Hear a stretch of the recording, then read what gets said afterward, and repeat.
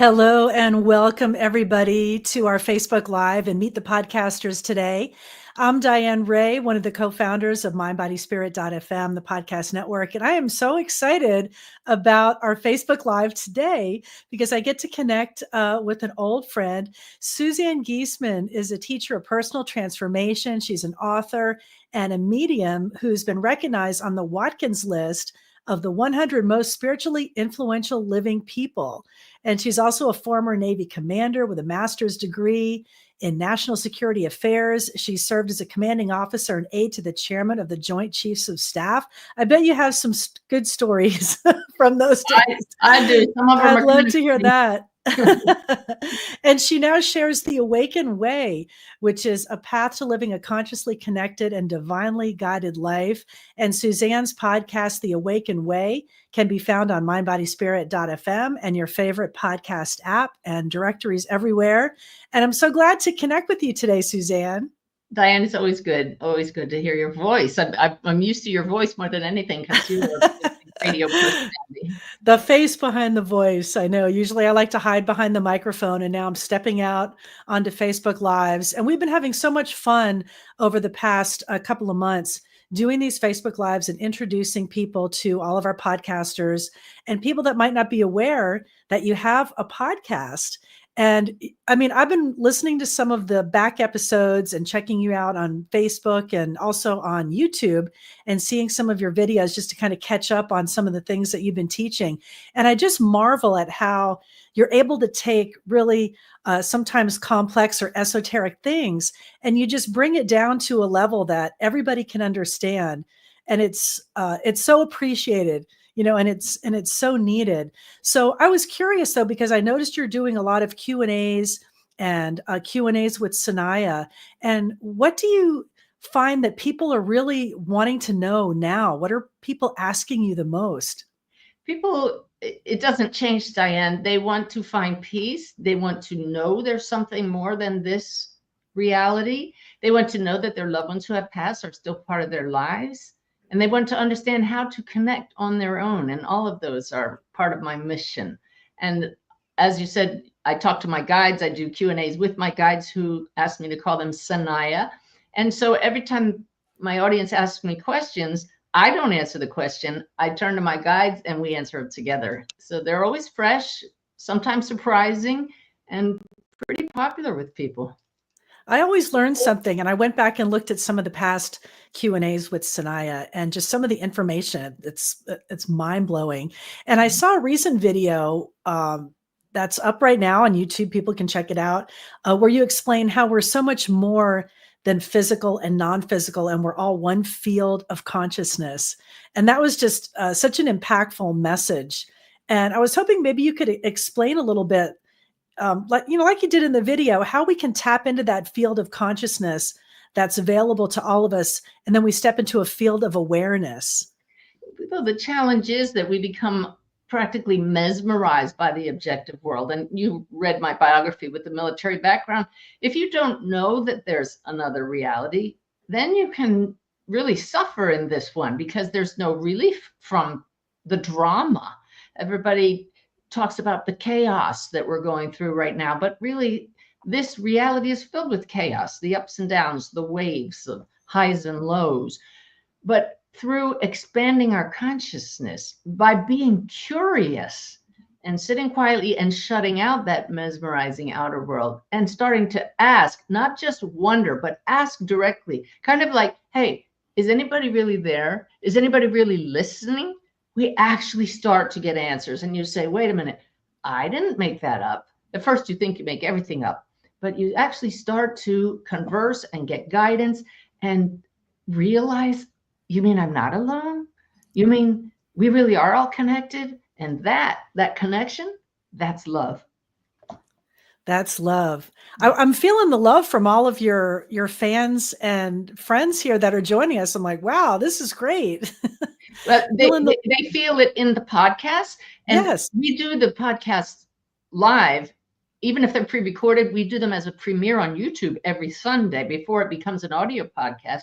And we have hundreds, up to over 1,000 people joining us live every Sunday at noon Eastern to feel that energy. And the chat just shows the loving presence of everyone. Exciting. I'm like, wow, all these people that are chiming in and saying hello.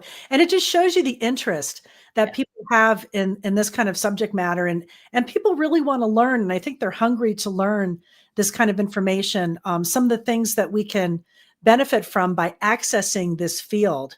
And probably the main thing would be that we all have the ability to communicate and reach out and touch our loved ones who have passed. That's one of the most important messages, to find out the reason we can all communicate with loved ones who have passed, with our guides, with even angels, which this Navy commander here never would have talked about angels before unless I had absolute proof that they exist. And a lot of my videos show what that proof is. But if I could communicate with all of these beings, I know it's possible for everybody. But I don't just say that as an extrapolation of what I've discovered. I've talked to the guides. I've discovered methods that help us get to those expanded states. And I love when people have breakthroughs. It's so exciting because I've been there. It is. It's so exciting to know that that realm exists and that love is there for us. And could you share maybe one kind of a quick tip or something that people could do that could help them access this a little bit easier? Maybe some advice they could try today. Really, we hear about mindfulness and presence all the time from spiritual teachers, but it is so important to take your mind off of the future and the past, this monkey mind, and just breathe and notice what is in awareness. Because consciousness is the big term. We exist in a sea of consciousness, but what is that? Awareness. But we're really not aware of all the stuff that's constantly churning. If we start to pay attention to our thoughts, we notice what stands out. And that's the key. This morning, I did a reading for a woman. And as I was getting dressed, I felt drawn to wear a necklace my husband gave me, oh, I don't know, maybe a birthday, a long time ago, with a dragonfly on it. I think I've only worn it twice. But today, I was so drawn. It was just this awareness, wear that. And as I went upstairs to do the reading, I knew I was being guided by spirit. And as soon as my client came on, I said, you have a daughter in spirit and dragonflies are her sign for you, aren't they? She said, yeah, that's our thing. And I said, well, without even knowing it, I was being guided to that. So it's just it's a knowing of what to do next, an awareness of what's beyond what's right in front of you now that shows you we are part of a divine flow that's connected, a big web. And tuning into that and not just, shrugging it off where we might say, oh, that's nothing. It's just coincidence or something like that.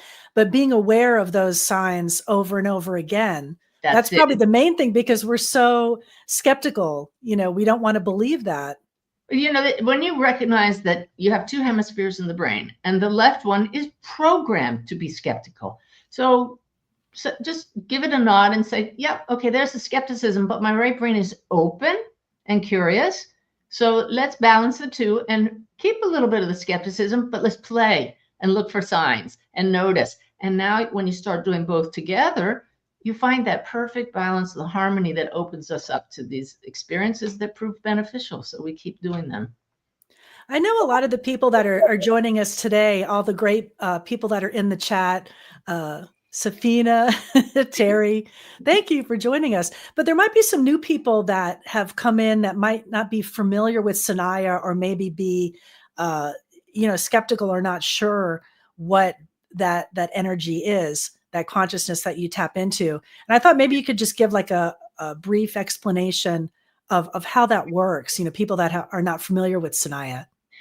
We all have guides, and I didn't used to believe it, but once you start asking questions, once you start educating yourself about the greater reality, then experiencing it for yourself and engaging the voice or the experience you have. Those are the 3 E's: educate, experience, and engage.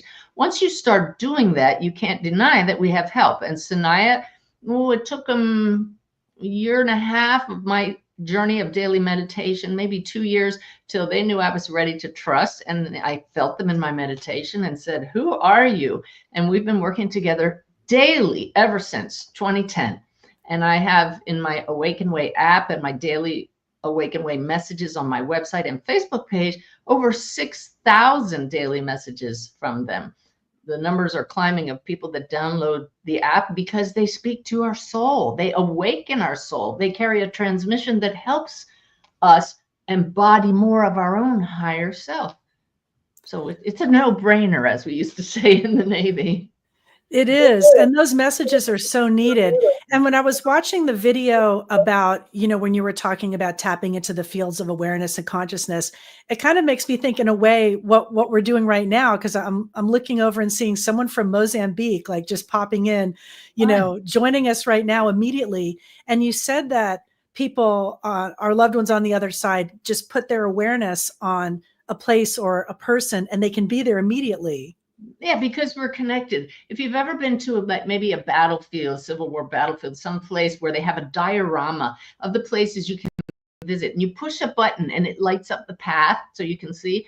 That's what happens when we think of our loved ones. It lights up this eternal connection, this energetic bond that we have with them. It's a vibration. It's not that they are geographically separated from us. They're energetically connected to us. When they think of us, it lights up the bond, and we think we're thinking of them. Who thought of the other first? What if it's at the same time? Because we're already connected.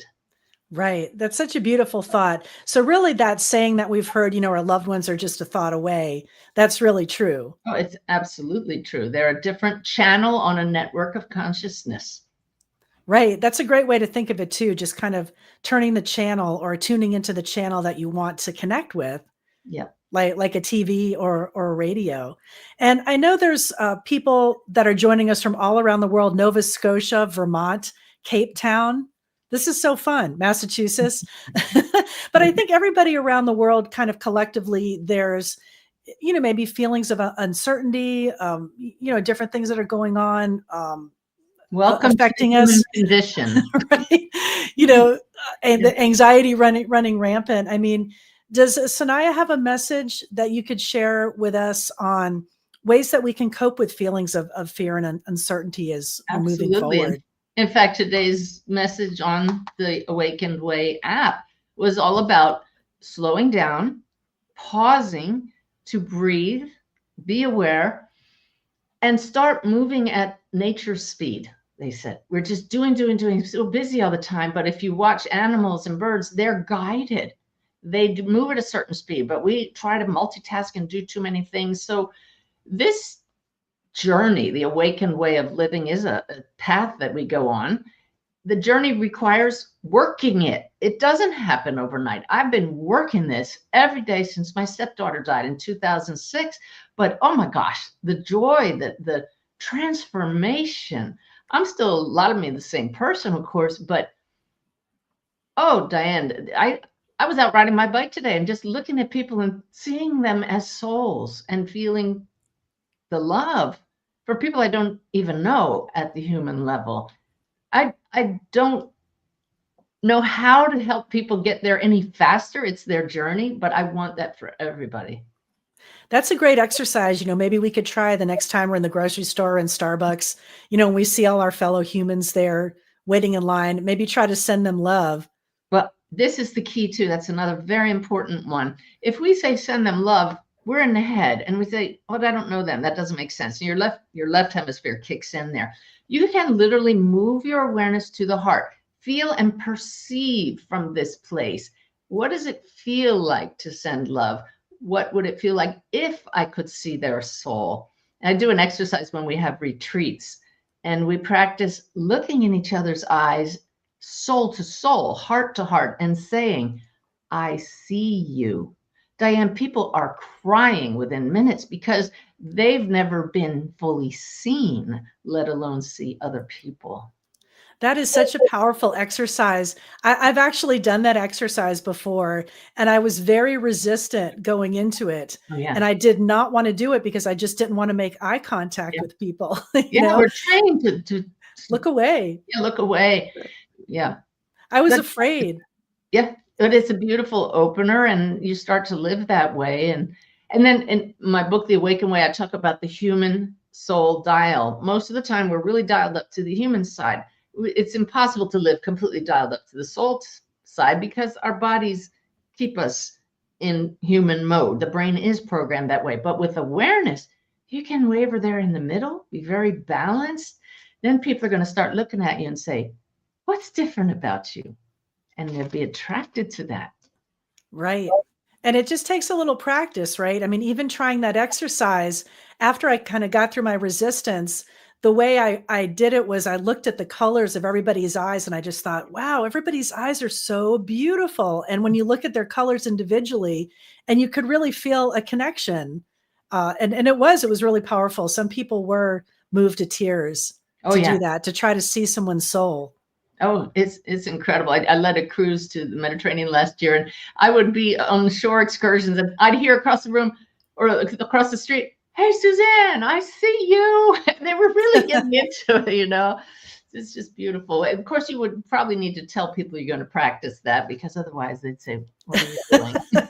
Why are you staring at me? This is odd." But it's such a great exercise to see the other person as a human.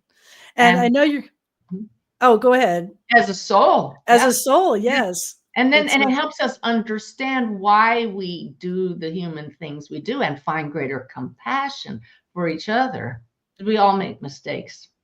We do. That's part of our experience here in this earthly school. Is that right?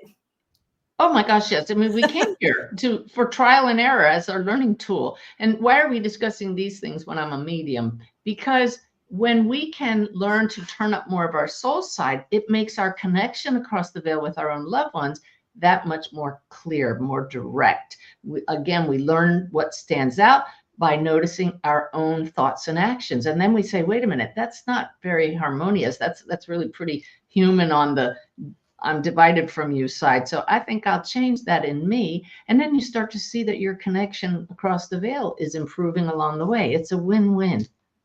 It is. And there's so much to learn that I learned from you. I think I know something, and then there's more to be revealed. Oh, but me too. And I'm getting it from my guides. So it's a fun journey. I've got to tune in. Well, coming up, I know you've got a lot of travel in the works, and people can check that out on your site. And I noticed you've got some great guests coming up on some future podcasts. I do. Just this Sunday, Lee Harris, yes, world famous channeler, honored us by coming on the podcast. I haven't done too many interviews lately, but when I heard he was available, I said, come on, he had a new book. So we talk about that. Then I've already interviewed Freddie Silva, a world expert in crop circles and ancient sites and portholes. He and I are going to be in a conference together in Atlanta in June. So I thought, hey, this would be a good chance to just get to know each other before the conference. And then more Q&A sessions always planned. I get members of my staff. I have some wonderful assistants to field the questions live. We do those live. I never know what the questions are, just like today. And it's always interesting.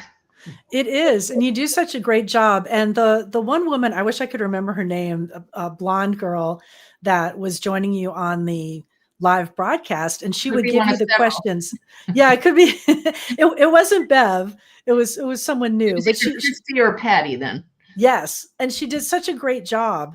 And so she would give you the questions, and then you would just kind of tune in and let, Sanaya give you the answers. But it seems like that happens very instantaneously. Oh, it is instantaneous, because beforehand I'm using the methods that I teach in my courses and often in the webinars too, my monthly webinars, and then in the podcast I teach the methods we can all use.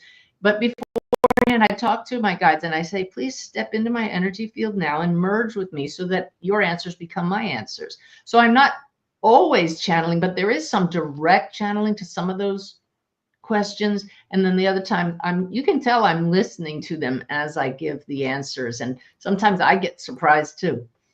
But when you say listen, it's not an auditory, it's more like a feeling that you kind of hear it in your head? It's so instantaneous. Yeah, there they are.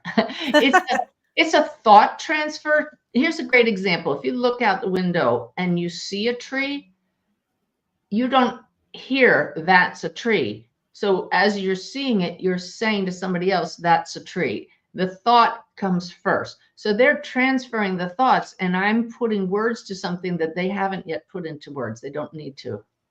Right. No, that makes sense. That's got to be such an amazing experience. It's wonderful. Yeah.